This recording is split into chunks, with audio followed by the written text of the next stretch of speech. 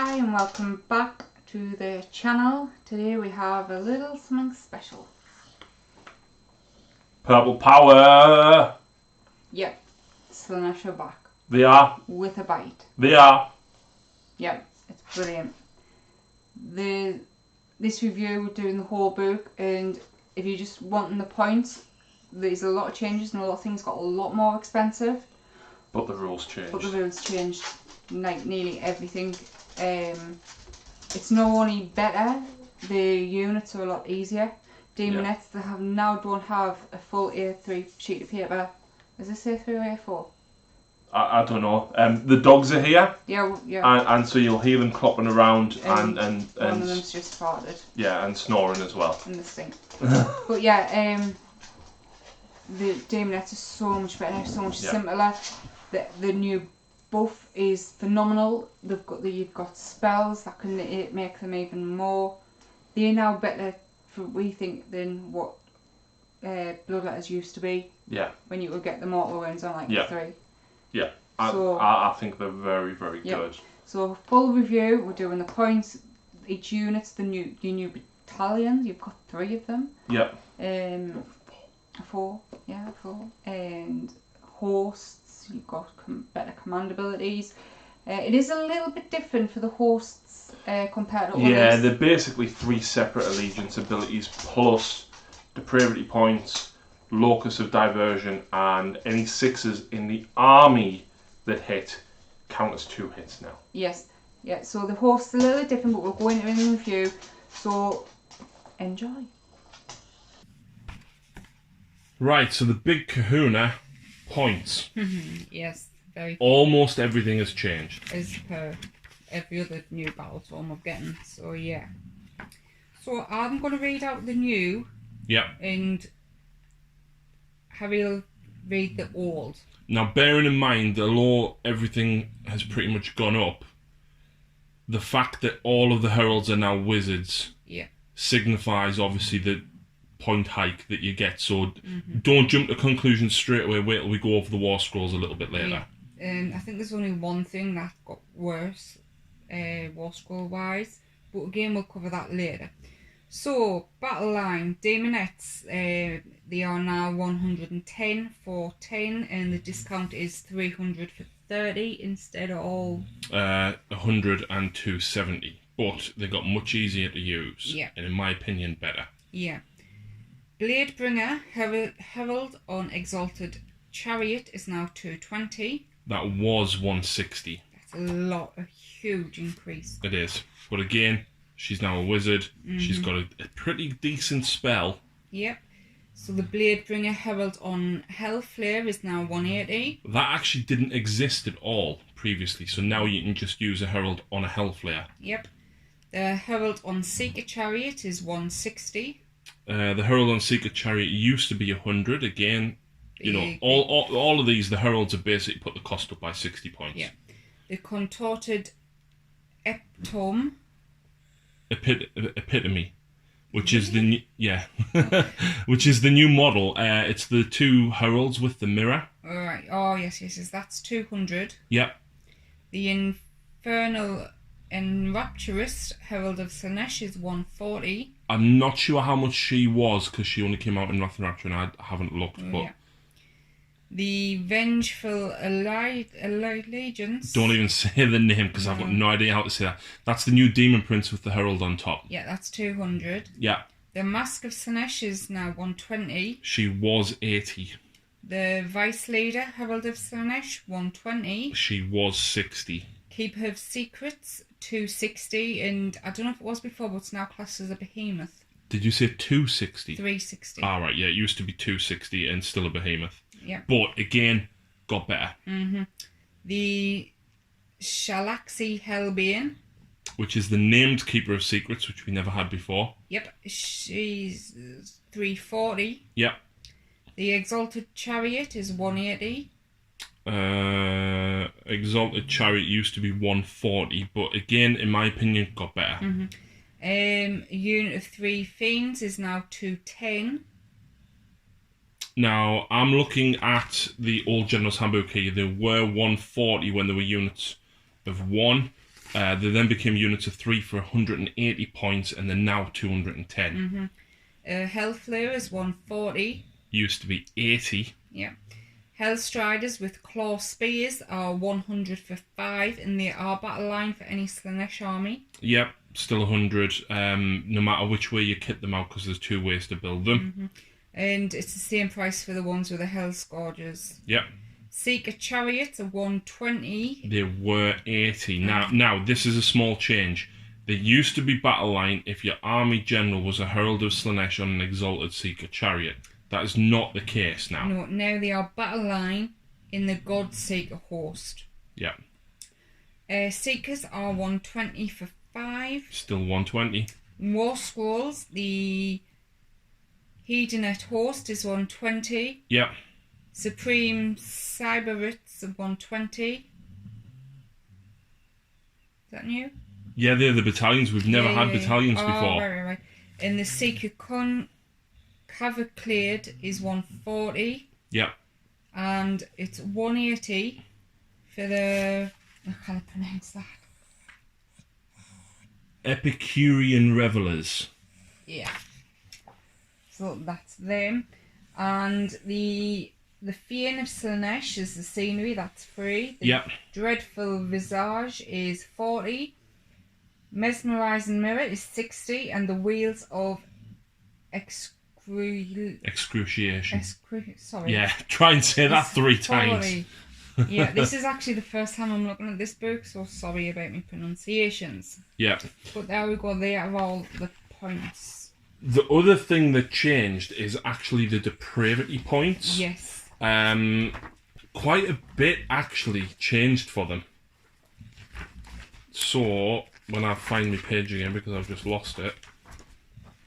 So previously you used to be able to get quite a few things for quite a low cost.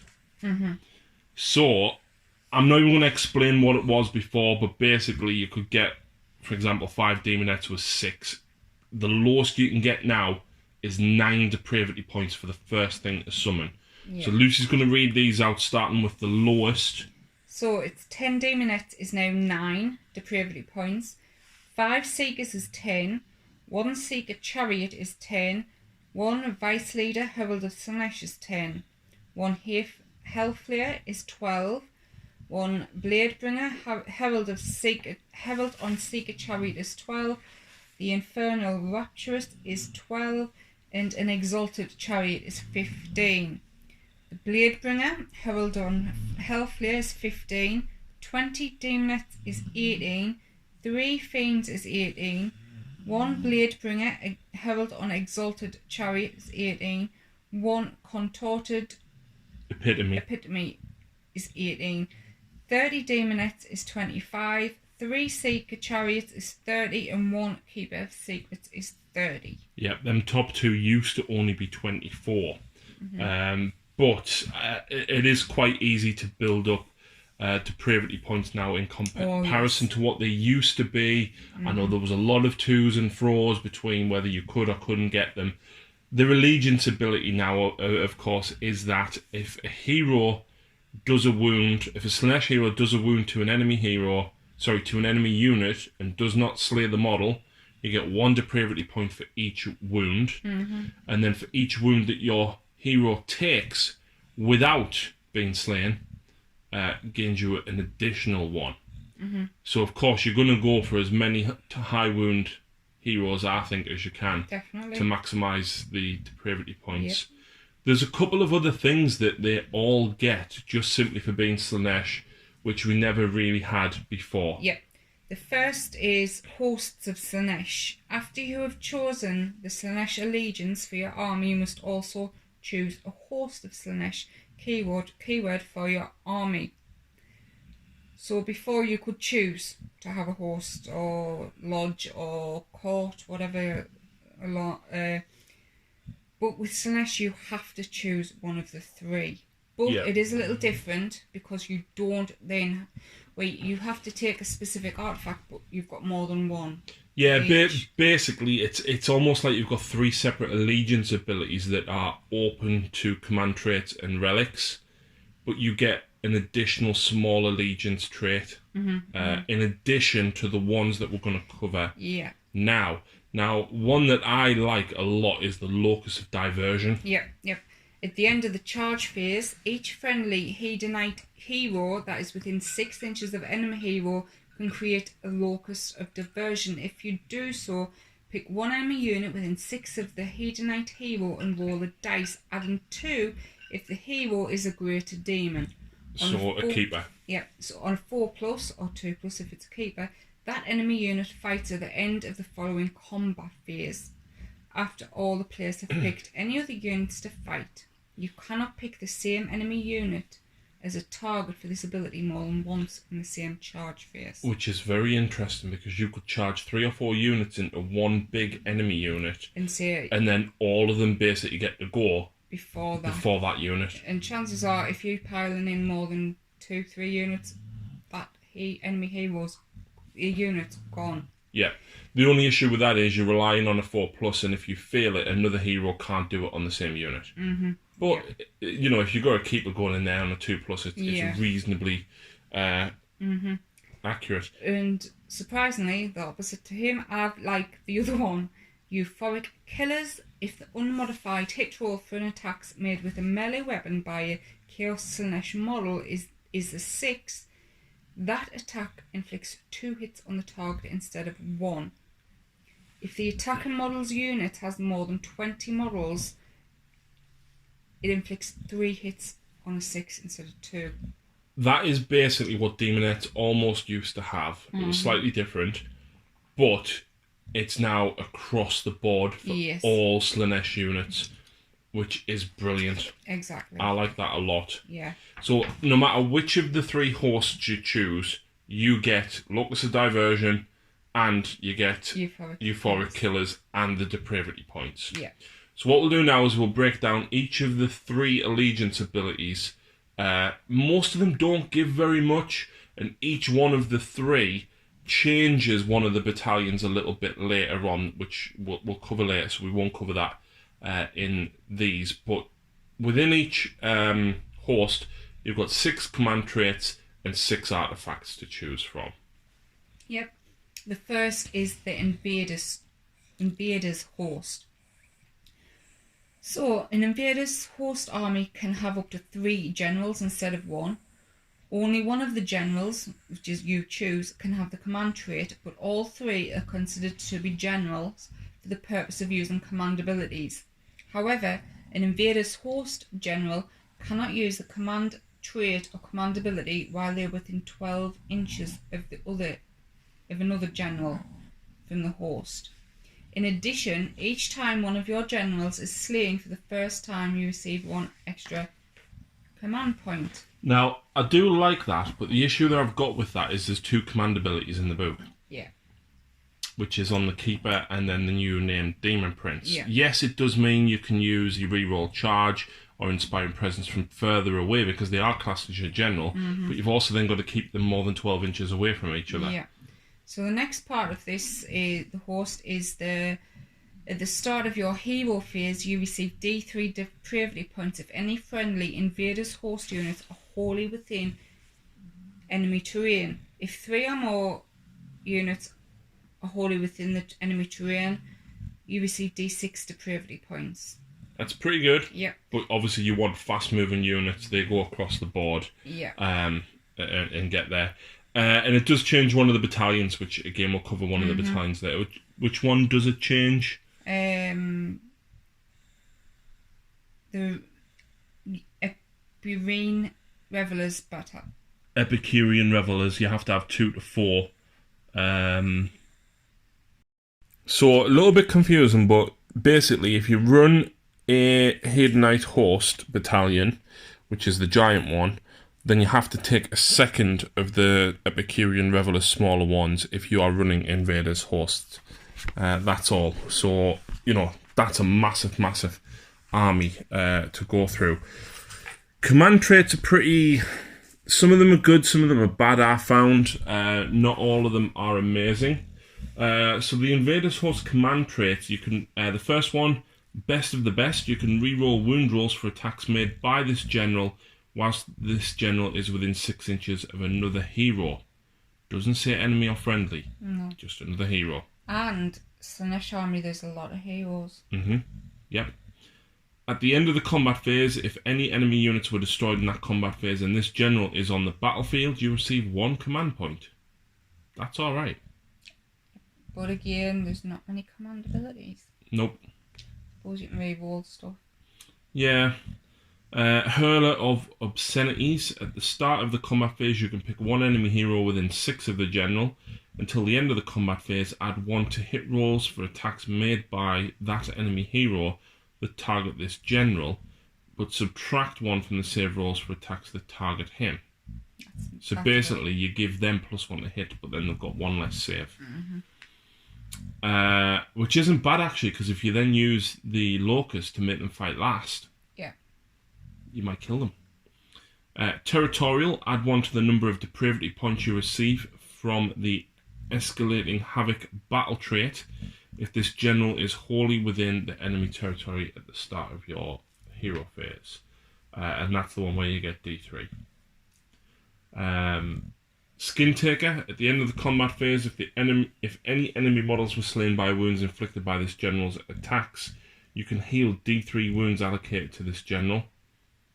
That's fantastic. So, oh look, I just killed that 1 wound 6 up save guy and I get D3 wounds back. Delusions of Infallibility, add 1 to the wounds characteristic of this general. It's okay. As for relics, the first one that we've got is the Rod of Misrule. At the start of your hero phase, roll a dice. On a 1, your opponent receives a command point. On a 2 to a 5, you receive a command point. And on a 6, you receive D3. That's good. It is, but there's no command point abilities hardly in the army. Yeah. Rapier of Ecstatic Conquest. Some of these names, man. I know. Pick 1 of the bearer's melee weapons. If the unmodified wound roll for the attack made with that weapon is a 6, that attack inflicts 1 mortal wound on the target in addition to normal damage. Whip of Subversion. At the end of the combat phase, you can pick 1 enemy hero within 6 of the bearer, pick 1 melee weapon that hero is armed with, and then pick 1 other enemy unit within an inch of that hero. The other unit suffers a number of mortal wounds equal to the attack's characteristics of the melee weapon that you picked. That's okay, because some of them have a lot of attacks. The next one is the Icon of Infinite Excess. Once per battle at the start of the combat phase, the bearer can use this artifact. If they do so until the end of the combat phase, add 1 to hit rolls for units that are wholly within 12 of the bearer. Yeah, that's good on a big unit. Yes. It'll be a tight squeeze, but... Yep. And then we've got the Fallacious Gift. After setup is complete, but before the battle begins, pick 1 enemy hero and then pick 1 of their weapons. At the end of each battle round in which the hero has attacked with that weapon, that hero suffers 1 mortal wound. That's good. And then the Beguiling Gem. At the start of the combat phase, pick 1 enemy hero within 3 inches of the bearer and roll 3d6. If the roll is greater than that hero's bravery characteristic, subtract 1 from the attack characteristics of all of his weapons until the end of that phase. I like that. That's pretty good. It's changed a lot. I think it used to be -1 to hit. So yeah, that's changed quite a lot. So basically, if you run Invaders, that's what you've got your choice from. Yeah. Next up, though, is the Pretender's Host. Yep. If the general of the Pretender's Host army is a hero, they have 2 different command traits instead of 1. If you randomly generate the trait, roll again if the second result is the same as the first. In addition, you can re-roll hit rolls of 1 for attacks made by melee weapons and missile weapons for friendly Pretender Hosts units while they have 10 or more models. That's the big thing. Yep. Reroll the hit rolls of a 1 for Demonettes. Yep, and wound rolls. And wound rolls. I'm sure it was no, sorry. just hit. Yeah, just hit. Yeah. The Pretender's Hedonite Host, a Supreme This is the battalion difference. we'll cover later. And at the next part, the Warlord Supreme, at the start of your hero phase, you receive D3 depravity points if your general is within 3 inches of any enemy units. If your general is within 3 inches of 3 or more enemy units, you receive D6. It's not bad. Nope. Not bad. Not bad at all. The difference for the battalion is in a Pretender's Home army you must have only 1 Chaos Hero instead of 3 to 6, which you need 3 to 6 for the battalion. Yeah. So the command traits: Strength of Godhood once per combat phase. In step 4 of the attack sequence, you can add D3 to the damage inflicted by 1 successful attack made by this general. Yeah, so that's when you're rolling for any damage, and basically 1 attack can add an additional D3 damage. In step 4 though. Yeah, that's the bit where you roll for the damage. Oh, right, perfect, yeah. Monarch of Lies. At the start of the combat phase, pick 1 enemy hero within 3 inches of this general. Subtract 1 from hit rolls for attacks made by that enemy hero in the phase. True Child of Slaanesh. At the start of the first battle round, before determining which player has first turn, roll 6 dice. You receive 1 depravity point for each 5+. That's okay, but... Strongest Alone. You can reroll hit rolls for attacks made by this general, while there are no other friendly models within 6 of the general. That's very, very good, especially if you run up somebody like an Exalted Chariot with lots of attacks, or a Keeper. Yeah.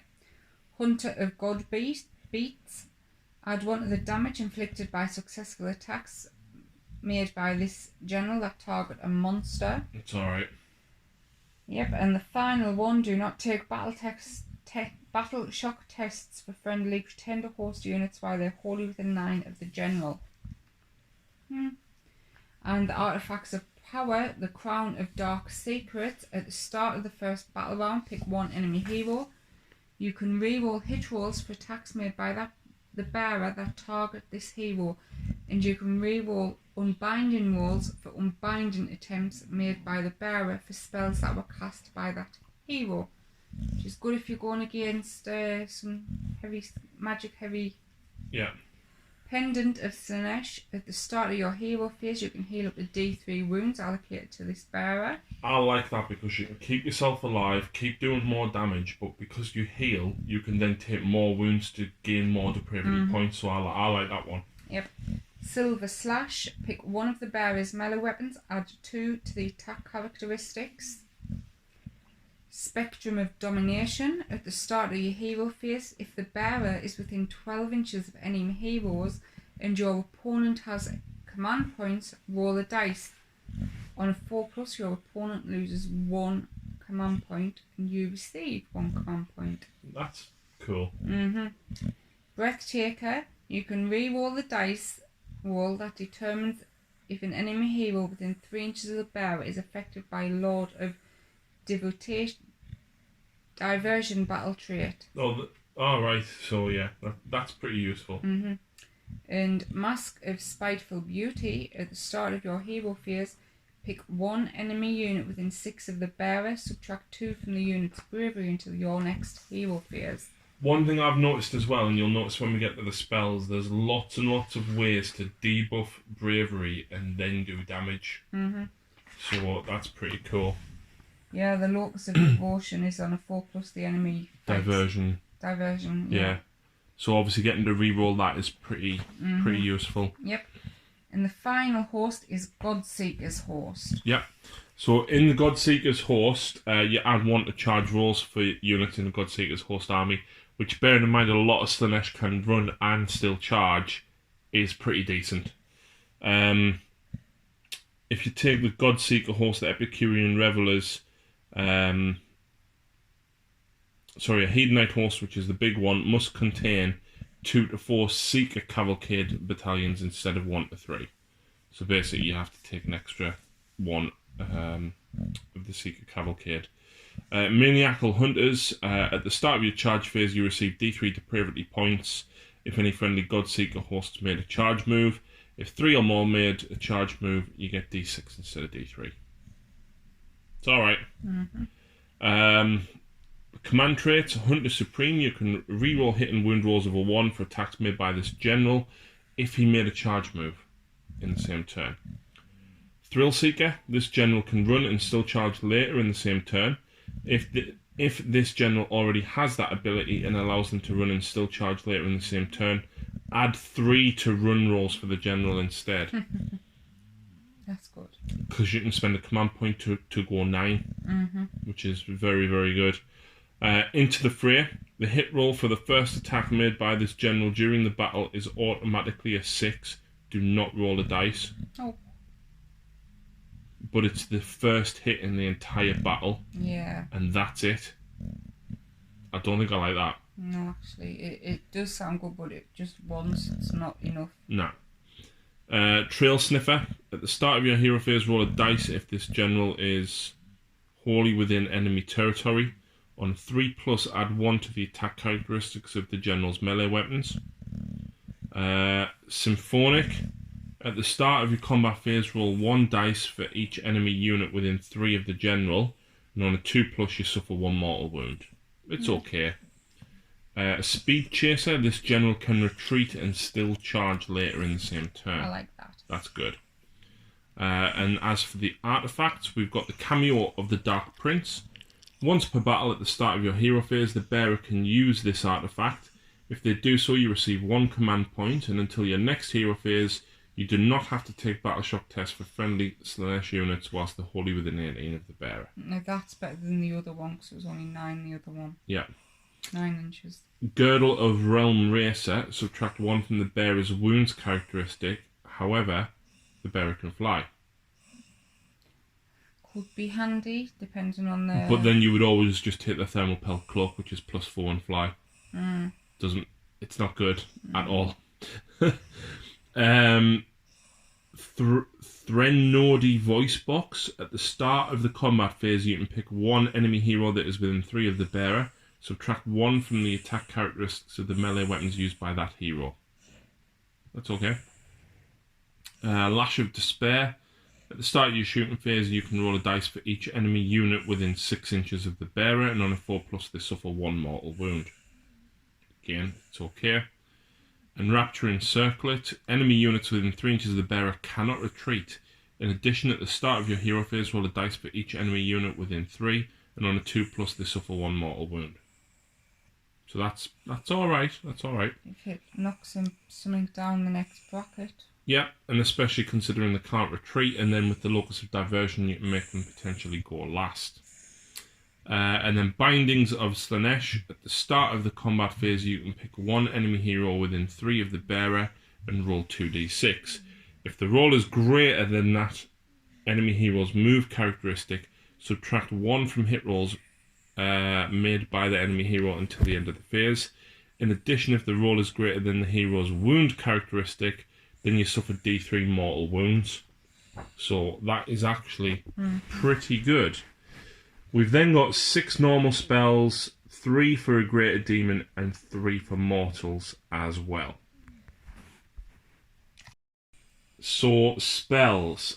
You get to choose 1 from the 6. However, in addition, any number of different Slaanesh wizards in a Slaanesh army that have the Acquiescence spell on their war scroll can use it in the same turn, as long as the same wizard does not attempt to cast it more than once, and all the heralds have that spell. Wow. So each one of them can cast it. So is that in addition? No. Instead. Yeah, so it's their spell, but it means that, you know, if you've got 3 heralds with that spell, all 3 of them can cast that. So the other spells, I don't really think that much of these. There's 2 that I like. Depending on how you play, there's probably about 4 decent ones. So the next one is Lash of Slash. Has a casting value of 5. Pick a point on the battlefield within 12 of the caster and visible to them. Draw an imaginary line 1mm wide, and roll a dice for each enemy model, not unit, model, passed by this line, and on a 4+, the model's unit suffers 1 mortal wound. It's okay. Pavane of Slaanesh. Has a casting value of 7. If successfully cast, pick one enemy hero within 6 of the caster that is visible to them, and roll a number of dice equal to the hero's move characteristic. For each 5+, the unit suffers 1 mortal wound. So, do you know, like, when you have a move in 16 Terrorgeist, Lucy? I don't know what you're talking about. Yeah. How nice would it be if I rolled, like, 10 out of 26s? When are you ever going to do that? That's my job. Yeah. Hysterical Frenzy. This is the one I like. Mm-hmm. Hysterical Frenzy has a casting value of 7. If successfully cast, pick one enemy unit wholly within 18 of the caster that is visible to them, and roll 1 dice for each model in that unit. On the roll of a 6, it inflicts D3 mortal wounds. That is phenomenal. Because there's so many spells out there in different variations where it's like, on the roll of a 6 you do a mortal wound. Mm-hmm. That is D3 mortal wounds. Yep. That's fantastic. I think you're going to see that a lot. Mm-hmm. It's a horde killer. Mm-hmm. It really is. The next one is Soul Slice Shards. Casting value of 5. Pick an enemy unit within 18 and visible, and roll 2d6. If the roll is higher than that unit's bravery, the unit suffers a number of mortal wounds equal to the difference between its bravery characteristic and the roll. Now, bearing in mind, we've already seen a number of things that reduce bravery. If you want to reduce it even further, though, the next spell, Phantasmagoria. Casting value of 7, pick one enemy unit within 18 and visible, and roll 6 dice. For each 5+ until your next hero phase, subtract 1 from that unit's bravery characteristic. So obviously you go that one first, then Soul Slice Shards after you've already got people that negative leadership modifiers anyway. Yep. And then Born Damnation has a casting value of 5. Pick a friendly Hedonite hero within 6 of the caster that is visible to them. You can heal 1 wound allocated to that hero. If the casting roll is a 10+, you can heal D3 instead of 1. It's okay. Yeah. However, there's 3 spells for Greater Demons. Song of Secrets. Casting value of 7. Pick one enemy unit wholly within 18 of the caster and visible, and roll 1 dice for each model in that unit. For each 6, you gain 1 depravity point. That is good. I like that. Yeah. But I also like the next one. Progeny of Damnation. Has a casting value of 7. If successfully cast, pick one Demon Hedonite hero within 6 of the caster that is visible. You can heal D3 wounds allocated to that hero.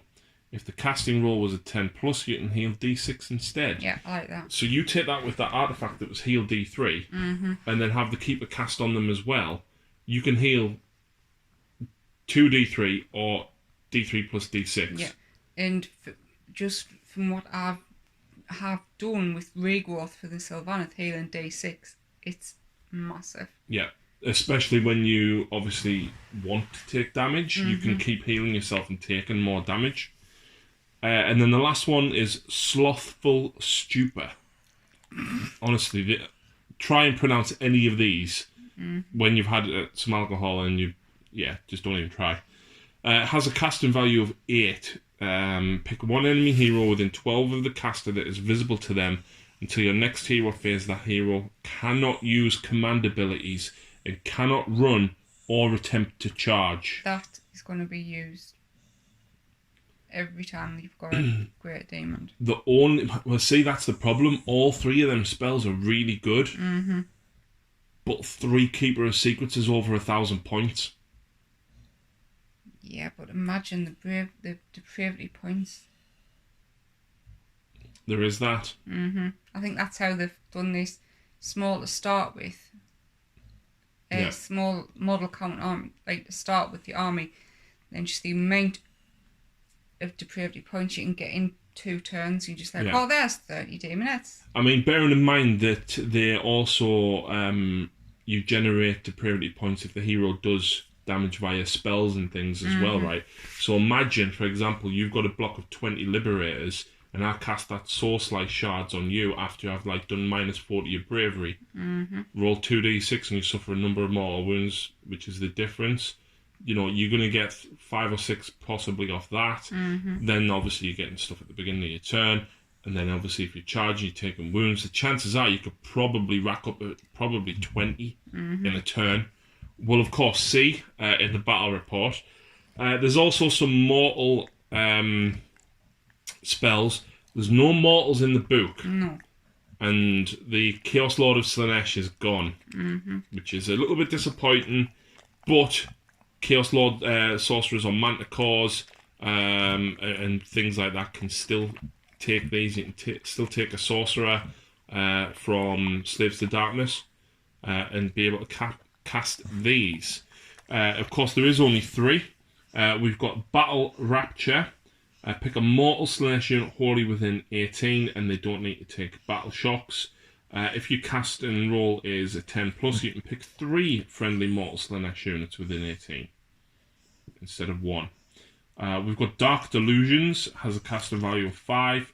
Pick an enemy unit wholly within 18, and roll 2d6. If the roll is equal to or greater than the unit's bravery characteristic, add 1 to hit rolls for attacks that target that unit. So again, that can go hand in hand with the negative bravery modifier. We've then also got Hell Shriek, caster value of 5. Roll a dice for each enemy unit within 6 of the caster, and on a 5+, they suffer 1 mortal wound. It's okay. Yeah. It's not great. However, we've got the Fane of Slaanesh and then the endless spells to cover before we go into the War Scrolls. So, after territories have been chosen, but before armies are set up, not after armies like you do with the Forge for the Fire Slayers, you can set it up in your territory more than 3 inches away from any terrain features or objectives. If both players can set up terrain features, both armies, you basically roll off and the winner chooses first. So the Fane of Slaanesh, if you spend depravity points to summon a unit on the battlefield, and the unit is wholly set up wholly within 12 of the terrain feature, you receive D3 depravity points after that unit has been set up. So that's pretty good. That's just Murphy having a nose around. Yeah. We've then got the Damned Conduit. At the start of your hero phase, pick 1 friendly Chaos Slaanesh hero within 6. If you do so, the hero suffers 1 mortal wound and roll a dice. On a 1, nothing happens, but on a 2+, you can reroll hit rolls for attacks made by that hero until your next hero phase. So you can take 1 wound, which means, oh look, I get a depravity point as well. And then you get to reroll all failed hits. However, if the hero has an artifact of power, you can sacrifice the artifact of power, roll the dice again, take 1 mortal wound, and on a 2+, you get to reroll all failed hits for the rest of the battle, but you can't use your artifact. Which some of them weren't that good. Take a Retaliant, get 2. Yeah. Sacrifice 1, reroll. Having to keep a reroll on all failed hits is pretty good. Obviously, there was other ways to do that anyway. But there's a lot of different ways that you can go with the forces, certainly, and a lot of different themes that you can build. However, endless spells. Wheels of Excruciation. That's a mouthful, isn't it? Casting value of 5, and it's a predatory spell and can move up to 12 and can fly. If successfully cast, set up the Wheels of Excruciation wholly within 6 of the caster. When the model is set up, the player who set it up can immediately make a move. After this model is moved, roll 6 dice for each unit that has models that this model passed across. That unit suffers 1 mortal wound for each roll that is less than that unit's unmodified save. So it's good for hacking through things with next to no save. Yeah. Mesmerizing Mirror. I like this a lot. It can move 6 and it's predatory and of course can fly. It has a casting value of 6. Only Slaanesh Wizards of course can attempt to cast it, and it must be set up wholly within 18 of the caster. So long range. If a unit starts a move within 12 of this model, it suffers D3 mortal wounds unless it finishes its move closer to this model than it was before the move was made. So basically, you've got to move towards it so you can pull people away from objectives or threaten them with D3 mortal wounds. However, after this model is set up and after this model has moved, roll 6 dice for each hero within 6 inches of this model. Roll separately for each hero. For each 6, that hero suffers a number of mortal wounds equal to the number of 6s that were rolled for that hero. It then goes on to give an example with a multiplication on it. So if you roll 3 6s, it says you do 9 mortal wounds, which is 3 times 3. But then what the wording of it says that you suffer a number of mortal wounds equal to the number of 6s. So if you roll 3 6s, you would suffer 3 mortal wounds. So I don't know which way round that is. So even when we get the spells, I'm not going to use that until that is FAQ, because that could very easily be one way or the other. And then we've got the Dreadful Visage, which is the face with the whips coming out. It's a casting value of 7, and it must be set up wholly within 12 of the caster. And you can immediately move it. It can move up to 8 inches. After this model is moved, roll 6 dice for the closest unit within 6 inches. If more than one unit is equally close, the player that moved the model can choose. Roll 6 dice for that unit, and that unit suffers 1 mortal wound for each 4+. Subtract 1 from the bravery characteristic of units whilst they are within 12, and add 1 to Chaos Slaanesh units whilst they are within 12, instead of subtracting 1. So again, there's another way of bringing the leadership down. So it's very, very easy to stack up the negative leadership modifiers. Definitely. So that's it for everything that is not the new War Scrolls. A lot to take in, and I think there's going to be a lot of different combinations that you can run. So without further ado, let's start with the all-new amazing model of the Keeper of Secrets. Right, so War Scrolls. Let's have a look and see what has changed. Keeper of Secrets, massive 14 wounds now, and obviously the damage chart has changed quite significantly. Weapons, you've got a number of choices as to what you can choose. They are armed with an elegant great blade and impaling claws. In addition, it is also armed with one of the following: a ritual knife, a sinistrous hand, a living whip, or a shining aegis. So the elegant great blade, you start with 4 attacks, 3s, -1, 2 damage. And the impaling claws, 2 attacks, 3s, -2, and starts at 5 damage. And of course the damage and the number of attacks go down. Yeah, it's brutal. And then depending on what else you have, you get either extra attacks or a couple of different things. The ritual knife, for example, you do only get 1 attack with this and the sinistrous hand, and it's 2s to hit, 3s to wound, -1 and 1 damage, but they've both got special rules. So the ritual knife, at the end of the combat phase, you can pick 1 enemy model within an inch and roll a dice. On a 1, nothing happens. On a 2 to a 5, the enemy suffers 1 mortal wound, and on a 6, the enemy suffers D3. It's okay. It's okay. However, the Sinistrous Hand, if this model is armed with a Sinistrous Hand at the end of the combat phase, if any enemy models were slain by wounds inflicted by this model's attacks in the combat phase, you can heal D3 allocated to this model. That's good. Yes. If enemy heroes were slain by wounds inflicted by this model's attacks in the combat phase, you can heal D6 instead. Yeah. Yeah, I think that is the way to go. Plus, I was going to take the relic with the healing D3. So as long as I kill something, which I should, then I'm essentially getting at least 2 D3 wounds back per turn for you to then chip back off me and give me more depravity points. That's the thing. The more you lose, the more you get. Yep. The other thing that you can take is a living whip. It does give you a missile weapon of range 6, 1 attack, 3s, -1 and 1. However, at the start of the combat phase, you can pick 1 enemy monster within 6 inches and roll a dice. And on a 3+, pick 1 weapon that the enemy monster is armed with and subtract 1 from hit rolls made with that weapon until the end of the combat phase. Hello, gaping maw on a Terrorgeist. No. Suddenly only hitting on 5s. I don't think that would be any good now. I think that's fantastic. Or the Shining Aegis, basically you get a 6-up, ignore mortal wounds or wounds. It's alright. You've then got Dark Temptations. At the start of the combat phase, you can pick one enemy hero within 3 inches of this model and ask your opponent if they wish to accept the temptation. If they refuse, that hero suffers D3 mortal wounds. If they accept, add 1 to hit rolls for attacks made by that hero. Then, at the start of the next combat phase, roll a dice.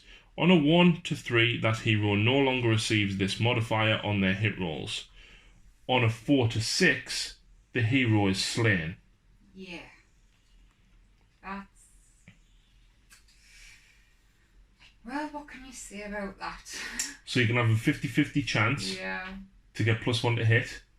But then, of course, I could give you a Loki of Diversion to make you hit me after I've gone. But, or you could take D3 mortal wounds and hope that you survive anyway. That's the risk. It's good. It's good.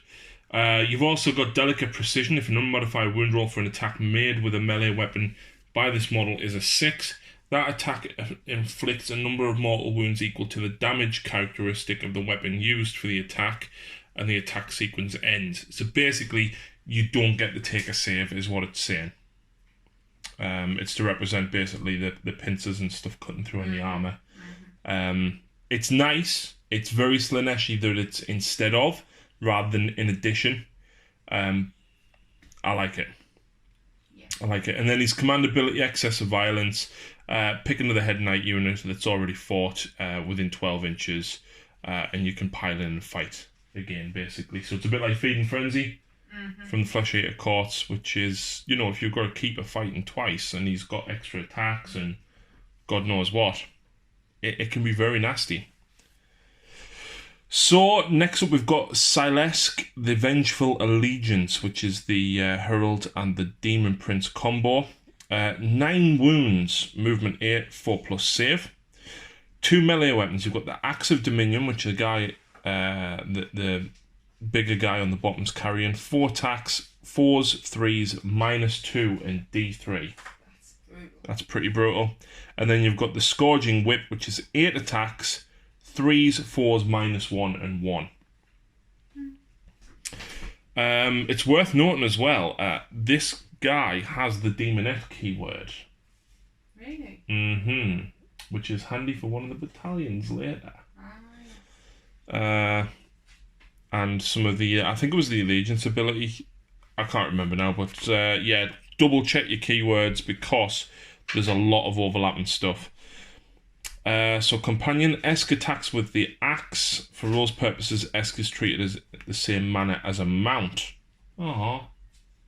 He's unique anyway, so you can't get command traits and abilities and stuff on them. But Deadly Symbiosis. When this model fights in the combat phase, you must pick either its axe or its Scourging Whip, and you can only make attacks with that weapon that phase. Then, after the players have picked any other units to fight, this model can pile in an attack with the other weapon, and you can reroll hit rolls for attacks made with the other weapon. So basically, it's one or the other, and then reroll hits with the other. I like it. You can run and still charge. He is a wizard, and he knows one spell. He can cast one spell, rather, and he knows Arcane Bolt, Mystic Shield, and Subvert.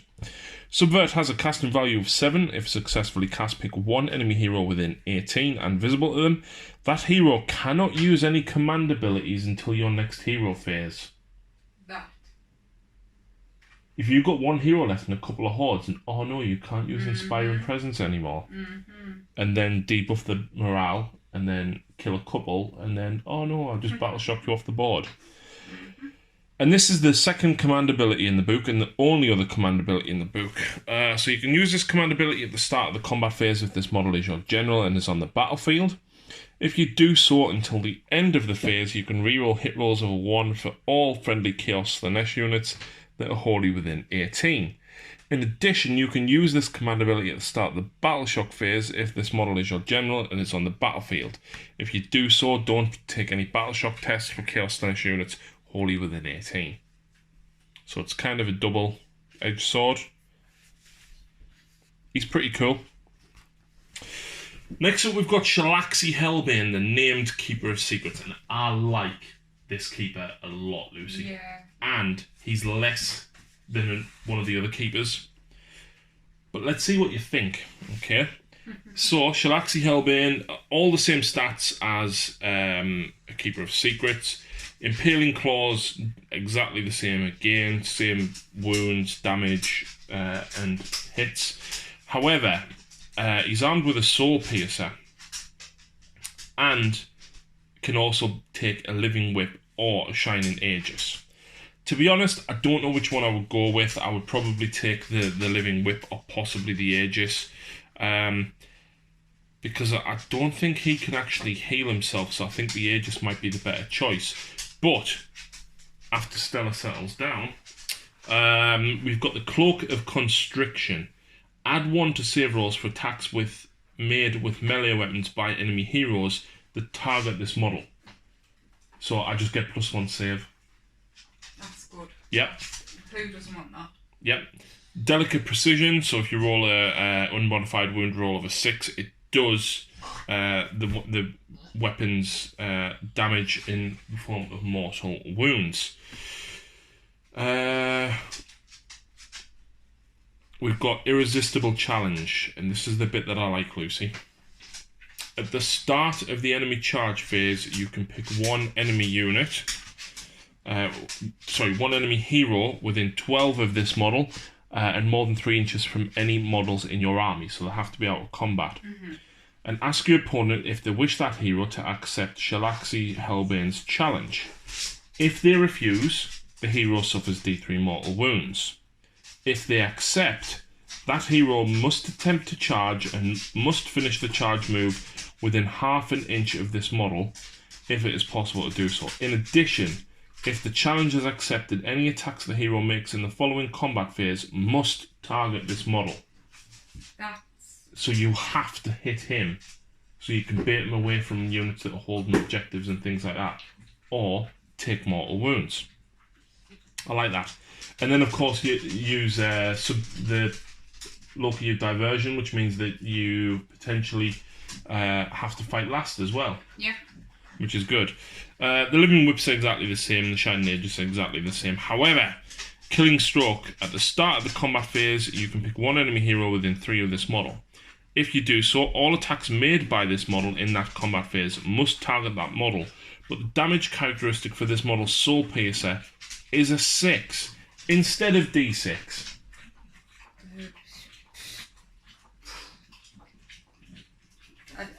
How much is this character? 340.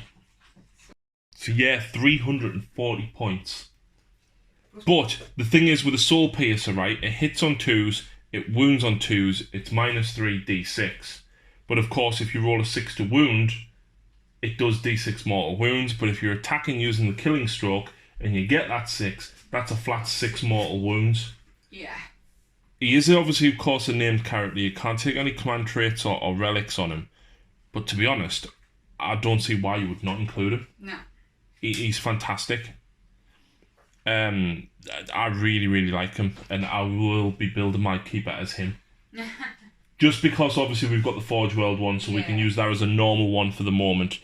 But next up, we've got the Contorted Epitome. 7 wounds, movement of 12, and a 5-up save. Ravaging Claws, 9 attacks with their claws. 3s, 4s, -1 and 1, just like any Demonettes.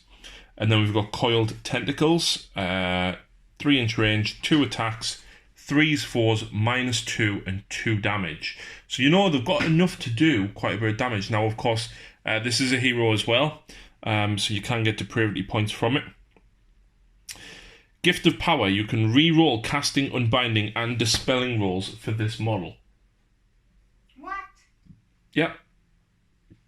Reroll everything.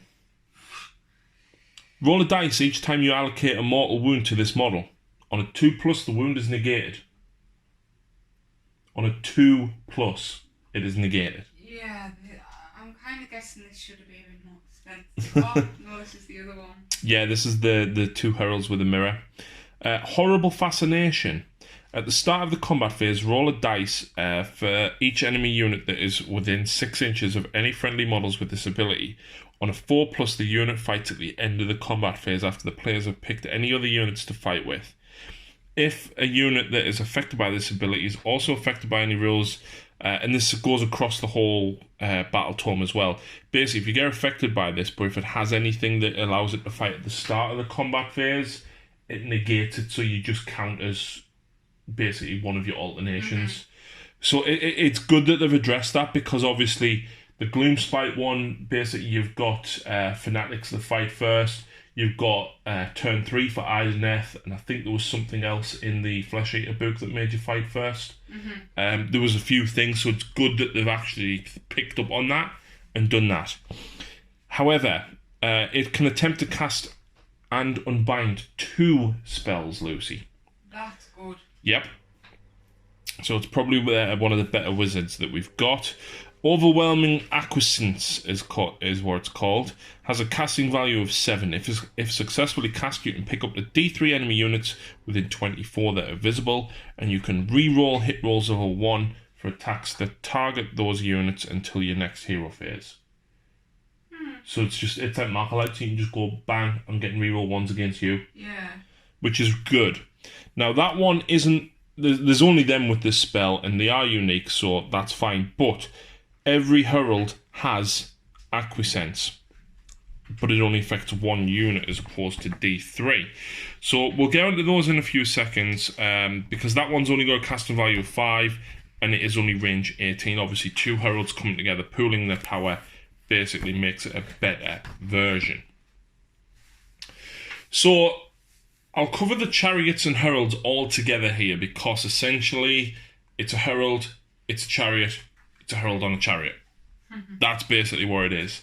So the normal herald is now called Vice Leader. 5 wounds, 6-inch move, and 5 up save. 6 attacks with a claws, 3s, 4s, -1 and 1, just like any other demonette. However, roll a dice each time you allocate a mortal wound or wound to this model, and on a 5 up, the wound is negated, and that is lightning reflexes. You've got Lithe and Swift. This model can run and still charge later in the same turn. And it is a wizard and can attempt to cast and unbind 1 spell. It knows Arcane Bolt, Mystic Shield, and Acquiescence. And that is the same across all of the heralds on chariots, which I'll cover in a moment, because there's no point in basically repeating this 3 more times. And then Acquiescence, like I said, casting value of 5, pick 1 enemy unit within 18, and you can get to reroll hits of a 1 against that until your next hero phase. So that's the case across the Herald on Hellflare, the Herald on Seeker Chariot, and the Herald on Exalted Chariot. All of them just wizards. They don't have the 5-up ignored damage though, that's the only thing. Still got all the same number of attacks, 6 apiece with the bladed claws.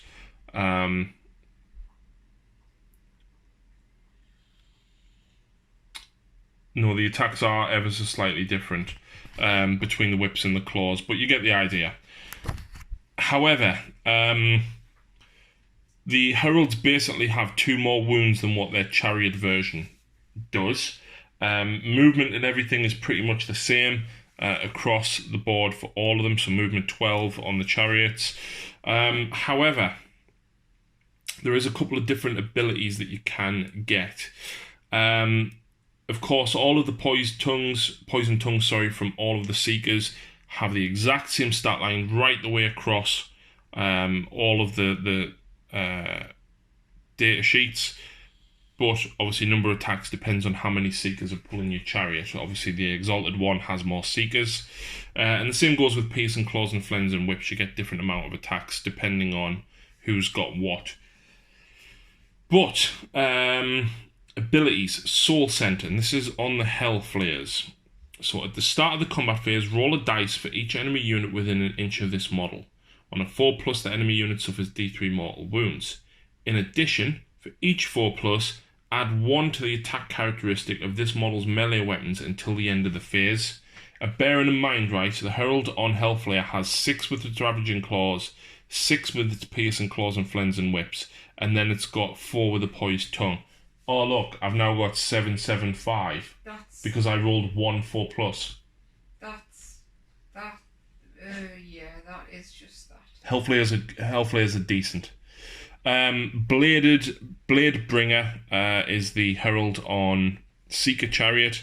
Again, very, very similar. Not that much has changed apart from obviously the Herald. However, they do have Impossibly Swift, so you can still run it and charge. And then you've got Mutilating Blades. Roll a dice for each enemy unit that is within an inch of this model when this model finishes a charge move. And on a 2+, the enemy unit suffers D3 mortal wounds. That's pretty good.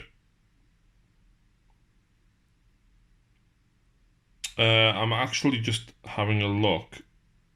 The Seeker Chariot itself, if this unit has more than one model, roll to determine if mortal wounds are inflicted after each model completes its charge move, but do not allocate the mortal wounds until after all the models in the unit have moved. So basically, because of how big the bases are, you would move one, count the mortal wounds you do, pile the next one in, count how many you do, and then pile the last one in, just to make sure basically that all 3 of them get that off.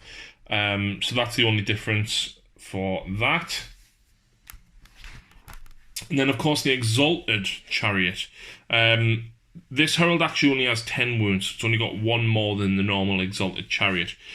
But they've basically got better versions of both of those abilities from the Hellflayer and the Seeker Chariot. So Excess of Blades, instead of Mutilating Blades. Roll a dice each time for each enemy unit that is within an inch of this model after it completes a charge move.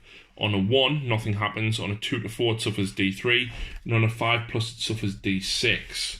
So it can be a little bit better. You've then got Pungent Soul Scent instead of Soul Scent. And it's basically the same thing again, but it happens on a 2+, rather than a 4+. So, you know what? I think the Herald on Exalted Chariot is pretty good. I like it a lot. I like it. So that's the chariots. Bearing in mind as well, these all have the Demonette keyword. That's, yeah. Because I'm sure it was the Allegiance ability for one of the hosts.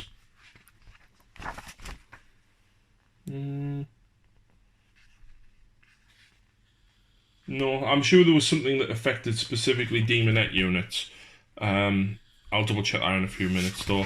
But we've then got the Infernal Rapturess. 5 wounds, movement 6, 5 up save. She's got 2 different variations of a missile weapon, and you choose which one, and it's the Heartstring Lure. 6 attacks, 3s, 4s, -1 and 1, or 1 longer range attack at range 24, hitting on 2s, wounded on 3s, -3 D3 damage. Ouch. Yep. She isn't a wizard, but any enemy wizards that are within 24 have to re-roll successful castings. In addition, if the re-rolled casting is a double, the wizard suffers D3 mortal wounds. And she can attempt to dispel 1 as well. Harmonic Alignment, you get 1 depravity point for each Infernal Rapturess that is on the battlefield at the start of your hero phase. And before attacking with the Heartstring Layer, you have to choose which one you are shooting with. The Mask of Slaanesh is next. Fantastic new model. Movement of 10, 5 wounds, and a 5 up save. Ravaging Claws, she's got 6 attacks, 3s, 4s, -1 and 1. And abilities, she's got the Staff of Masks. At the start of your hero phase, you can either add D3 to the attack characteristics of this model's melee weapons, or heal D3 wounds that are allocated to her. She's only got 5, she might not stay around long enough. But she does have Inhuman Reflexes, which is a 4 ignore wounds and mortal wounds. And she's got Lithe and Swift, so she can run and charge as well. And the Endless Dance. This model is eligible to fight in the combat phase if it was within 6 inches of an enemy unit instead of 3. It can fly and move an extra 3 inches when it piles in. In addition, you can reroll hit rolls for attacks made by this model that target an enemy unit with a move characteristic of 10 or less. And you can reroll wound rolls for attacks made by this model when you target an enemy unit with a move characteristic of 5 or less. So, pretty cool. Right, so next up we've got Fiends. 4 wounds apiece, movement 12, and a 5+ save. 4 attacks with the deadly pincers, 3s to hit, 3s to wound, -1, and only 1 damage. However, the Blissbringer gets 1 extra attack. I really like what they've done with all the leaders. Just 1 extra attack for everything across the board.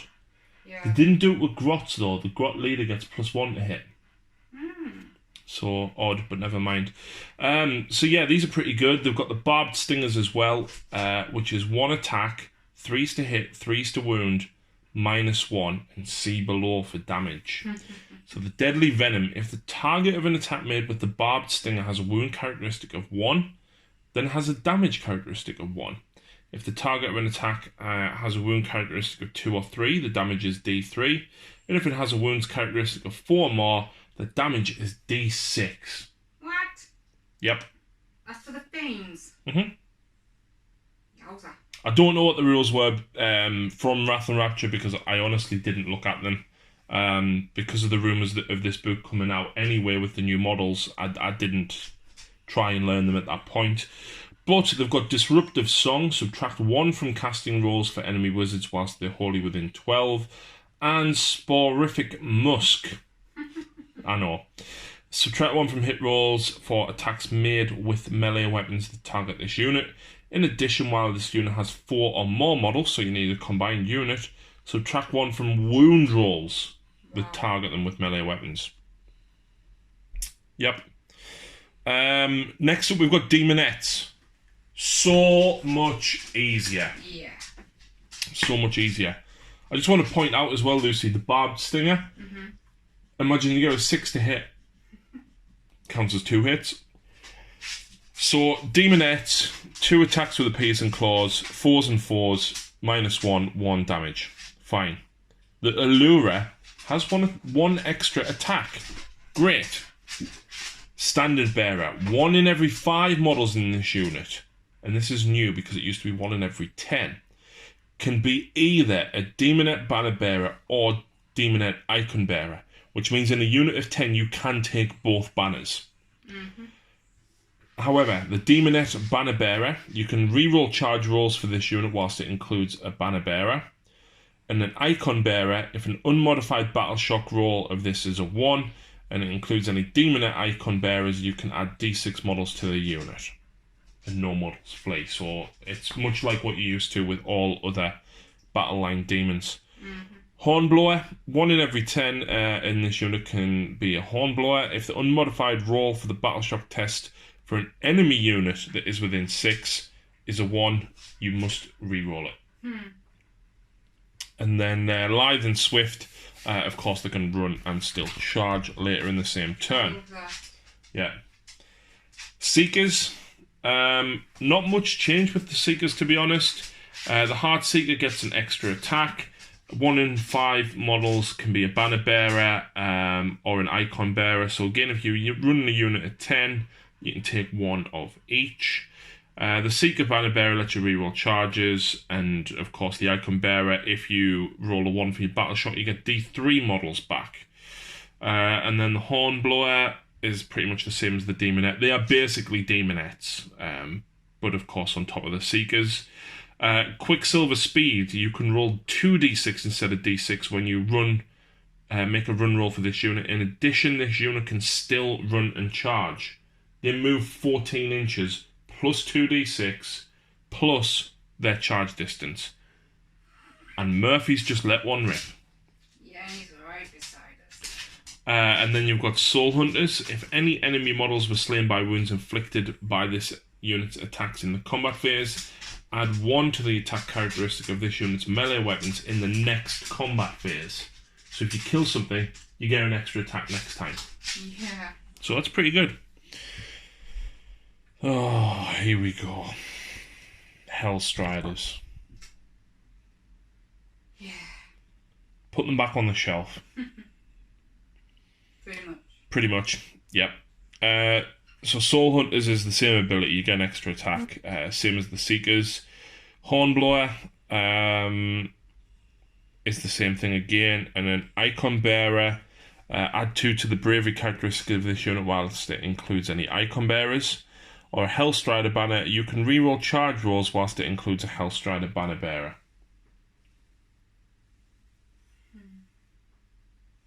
Yep. That's it. Yep. Then take Claw Spears or Hell Scourge. The Hell Scourge has range 3 to hit, 4 to wound, no rend, 1 damage. Or the Claw Spear, 1 attack, 3 to hit, 4 to wound, -1, 1 damage.